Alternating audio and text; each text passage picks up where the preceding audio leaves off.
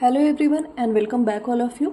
हम लोग oral surgery में सिलेबस रिवाइज कर रहे हैं। हमने मैंडिबुलर फ्रैक्चर देख लिया है। आज हम लोग शुरू कर रहे हैं मैक्सिलरी फ्रैक्चर या फिर fracture of middle third of facial skeleton शुरू कर रहे हैं और इसका मैनेजमेंट एटसेट्रा देखेंगे। शुरू करने से पहले मैं बता दूं, अभी तक हमने जितने भी टॉपिक्स किए उन टॉपिक्स में से अगर कोई सा भी टॉपिक ऐसा हो जो आपको नहीं समझ आ रहा हो या ऐसा लग रहा हो कि कुछ तो मैम ने छोड़ दिया है या फिर कुछ नहीं समझाया, तो आप प्लीज़ उसे कमेंट करके बता देना। उस टॉपिक को हम लोग फिर से देखने की कोशिश करेंगे, फिर से क्लियर करने की कोशिश करेंगे।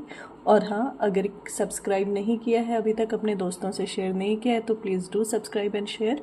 शुरू करते हैं हम लोग fracture of middle third of facial skeleton, the topic that is given by BTSC commission, the syllabus in the BTSC commission.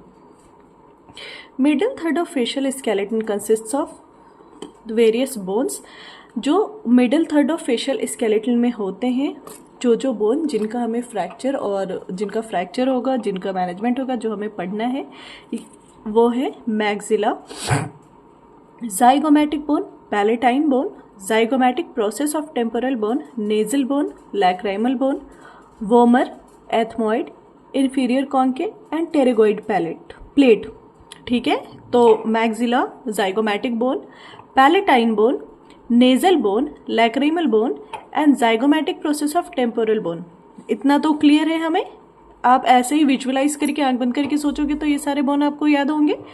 Vomer, ethmoid, inferior concha and pterygoid plate, ये 10 बोन है हमें जो middle third of facial skeleton में मिलते हैं।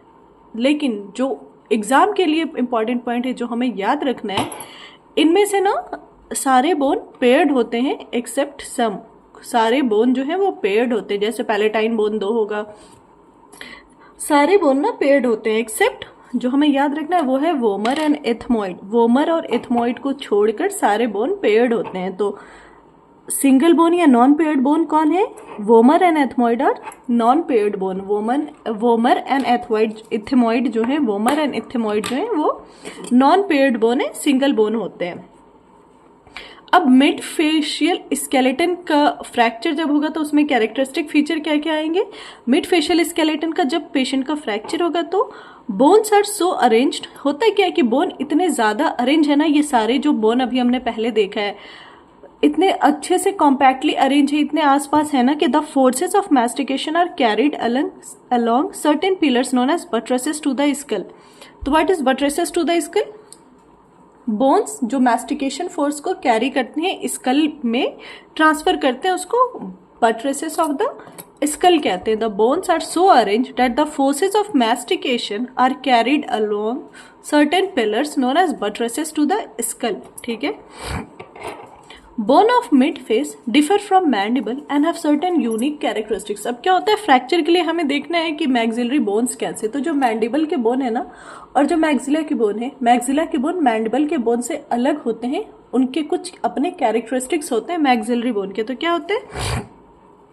Bones of mid face are formed of a large number of bones which articulate with one another and thus are rarely fractured individually.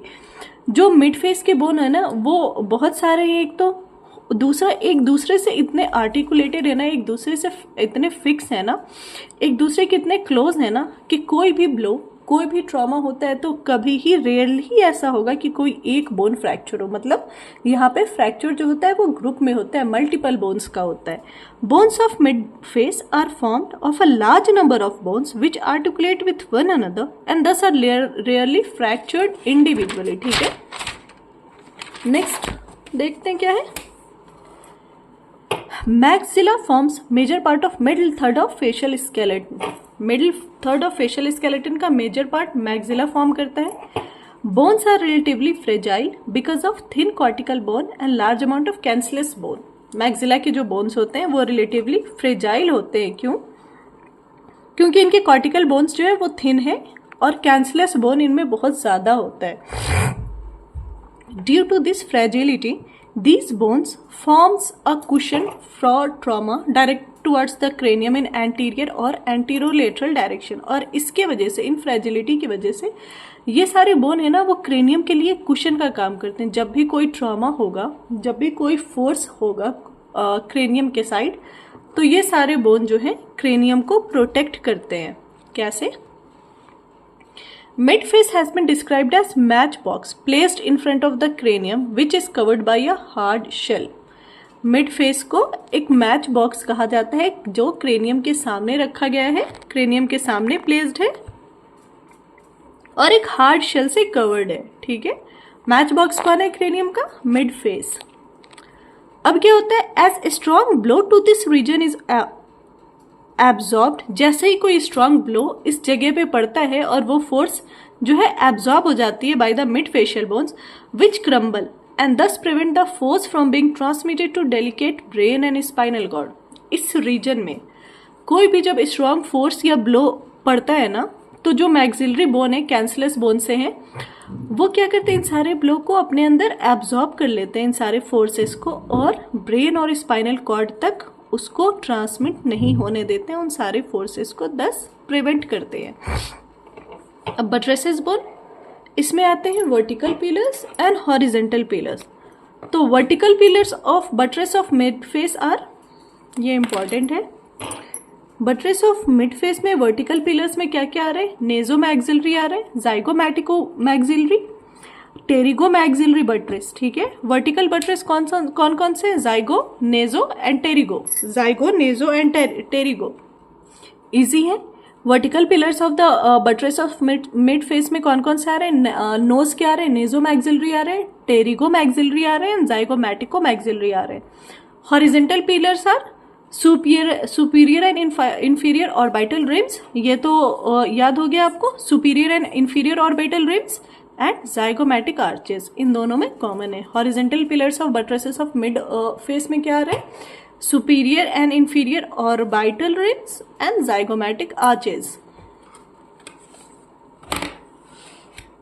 अब जो हमने अलग अलग बट्रेसेस पढ़े हैं ना, उनका फंक्शन देखते हैं, उनका क्या काम है ये देखते हैं. Nasomaxillary buttresses. It runs from canine region along the lateral aspect of piriform aperture to the frontal process of maxilla and then to the frontal bone. This is the direction in which masticatory forces are transmitted to the skull. Nasomaxillary buttress, it runs from the canine region along the lateral aspect of the piriform aperture to the frontal process of maxillary process and then to frontal bone.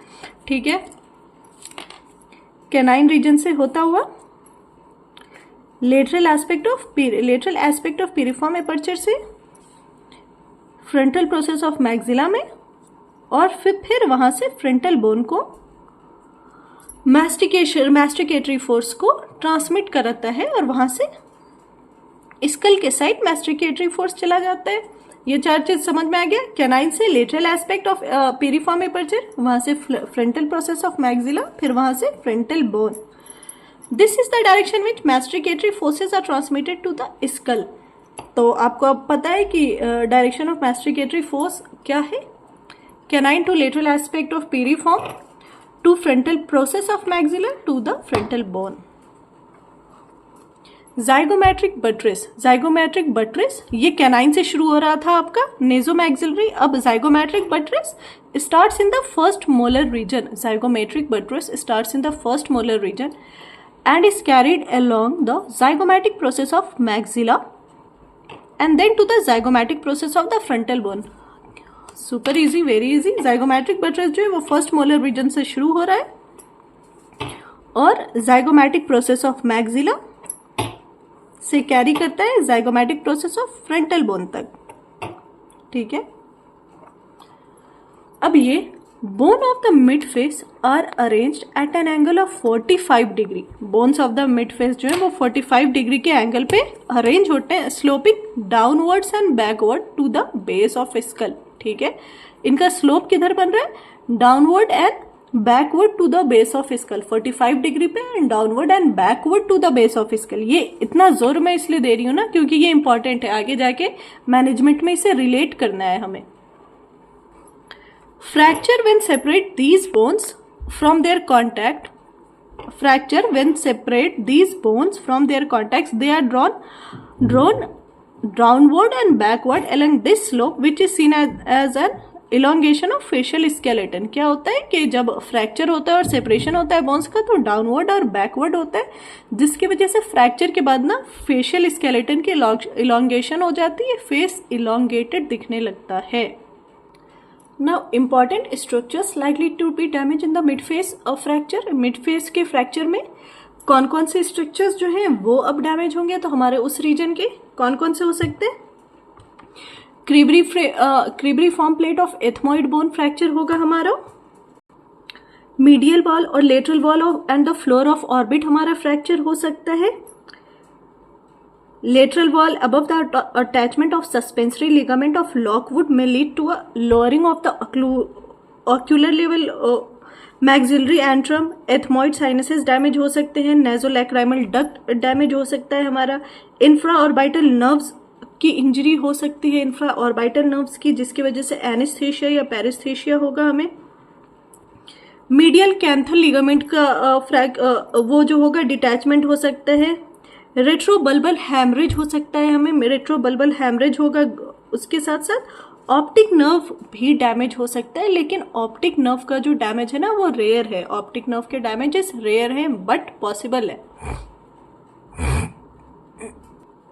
अब aetiology क्या होगी जिसकी वजह से fracture होगा, तो aetiology तो कुछ भी हो सकती है, ट्रॉमा हो, एक्सीडेंट हो, फॉल फ्रॉम हाइट्स हो, इंटरपर्सनल फाइट हो, स्पोर्ट्स इंजरी हो, कुछ भी हो सकता है ईटियोलॉजी ट्रॉमा के लिए। तो देखते हैं, the fracture of mid face will produce characteristics dish face deformity. Mid face का फ्रैक्चर ना डिश फेस डिफॉर्मिटी शो करता है, dish face deformity mid face fracture में देखने को मिलेगा।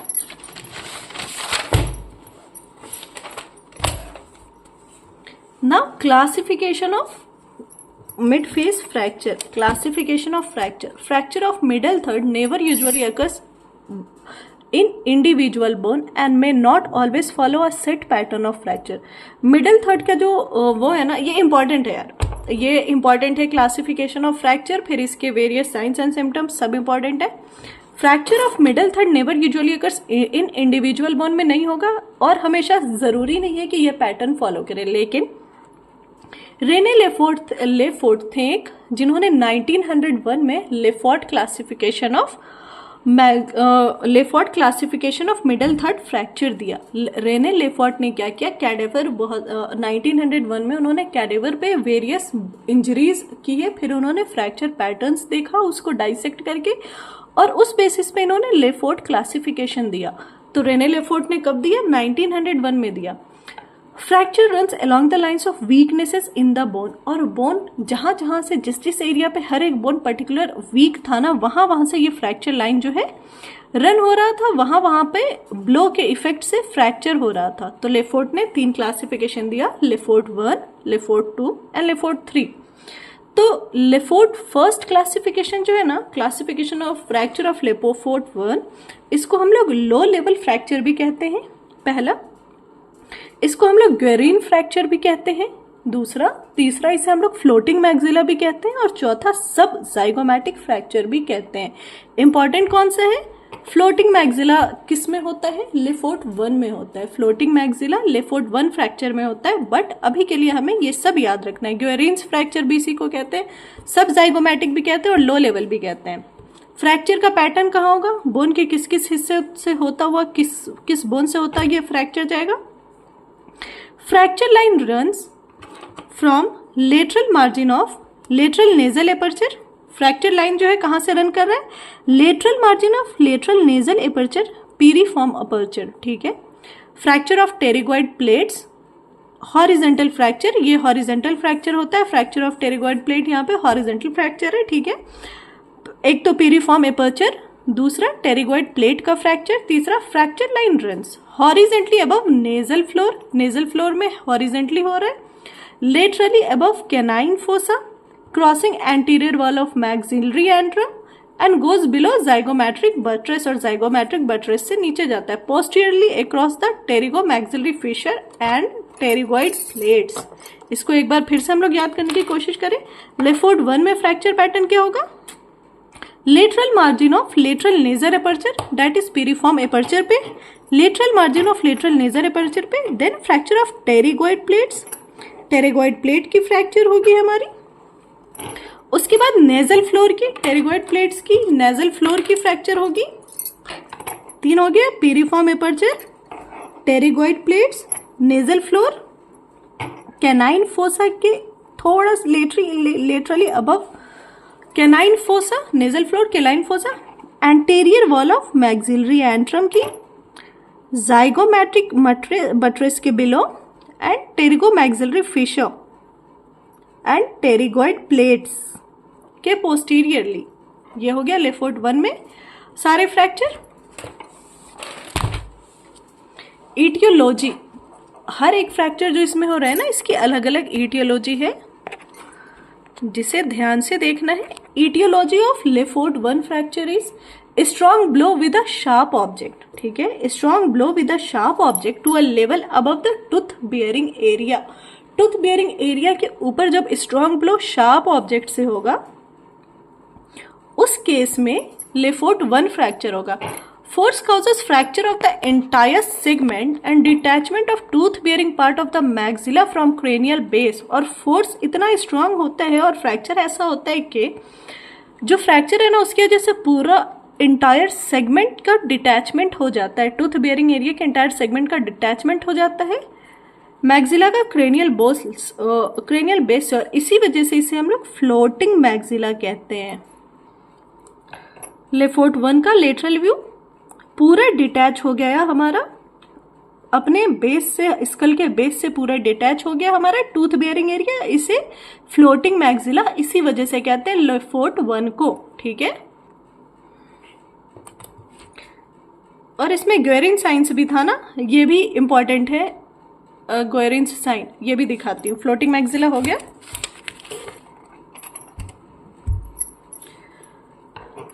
उसके साथ साथ साइन एंड सिम्टम्स क्या आएंगे? Swelling of upper lip, increased vertical dimension of face, दोनों नोज से ब्लीडिंग होगी, बाइलेटरल एपिस्टैक्सिस होगा एंड पेन होगा, ठीक है। साइन एंड सिम्टम में चोट लगी है, लिप स्वेल हो गई, बोन डिटैच हुआ है, वर्टिकल डायमेंशन फेस का इंक्रीज हो जाएगा, वर्टिकल डायमेंशन,